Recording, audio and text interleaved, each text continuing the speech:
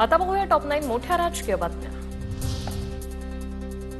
मुंबईत पालिका निवडणुकांसाठी भाजप मिशन 150 राबवणार, देशाचा आर्थिक केंद्रबिंदू ताब्यात घेण्याचा भाजपचा प्रयत्न।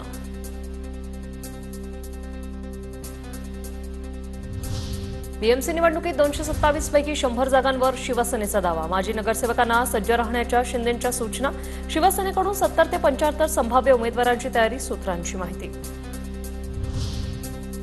6 जूनचा शिवराज्याभिषेक सोहळा बंद केला पाहिजे, तिथीप्रमाणे सोहळा झाला पाहिजे, संभाजी भिडेंचं वक्तव्य। ते कुत्र काढता कामा नये, कुत्र्याचा पुतळा काढता कामा नये। महाराजांचा राज्याभिषेक झाला की जी प्रमाणे त्याचा स्मरण दिन किंवा वाढदिवस व्हायला पाहिजे, 6 जून बंद केलं पाहिजे। शिवराज्याभिषेक सोहळ्यांबद्दल वाईट वाटत असेल तर दृष्टी तपासावी, जयंत पाटलांची संभाजी भिडेंवर टीका। मोडून काढायचा आणि नवी व्यवस्था। आजपर्यंत छत्रपती शिवाजी महाराजांच्या बाबतीत आता शिवराज्याभिषेक सोहळा याचं दुःख वाटण्याची काय गरज आहे? भिडेंनी मत मांडलं, पण सरकारची भूमिका स्पष्टच आहे। सरकारने यापूर्वी निर्णय घेतलाय, चंद्रशेखर बावनकुळेंची प्रतिक्रिया।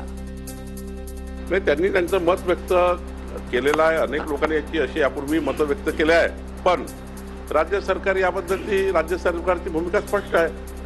राज्य सरकारने निर्णय यापूर्वी घेतलाय। छत्रपती संभाजीनगरमधील घटनेप्रकरणी कारवाई करू, फडणवीसांची प्रतिक्रिया। तर राजरोसपणे महाराष्ट्रात लूट सुरू, जयंत पाटलांची टीका। सेफ्टी किट दिलं जातं, मात्र त्यामध्ये आता दलालांचा सुळसुळाट झाला आणि प्रत्येक कामगाराकडून 1500 रुपये वसूल करण्यात येत आहे। असं दलालांचा सुळसुळाट झाला वगैरे म्हणणं चुकीचं आहे, पण कुठे घडलं असेल तर कारवाई करू। ऑपरेशन सिंदूरबाबतच्या खासदार शिष्टमंडळात प्रियंका चतुर्वेदींची निवड ठाकरेंना अंधारात ठेवून चतुर्वेदींनी परस्पर स्वतःची वर्णी लावल्यानं ठाकरेंचा नाईलाज।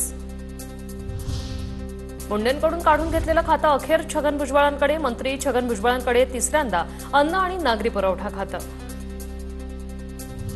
बांगलादेशच्या अंतरिम सरकारचे प्रमुख मोहम्मद युनूस राजीनामा देण्याची शक्यता, सध्याच्या परिस्थितीत काम करू शकत नाही, मला ओलीस आल्यासारखं वाटतं, सल्लागार परिषदेच्या बैठकीत युनूस यांचं मोठं वक्तव्य।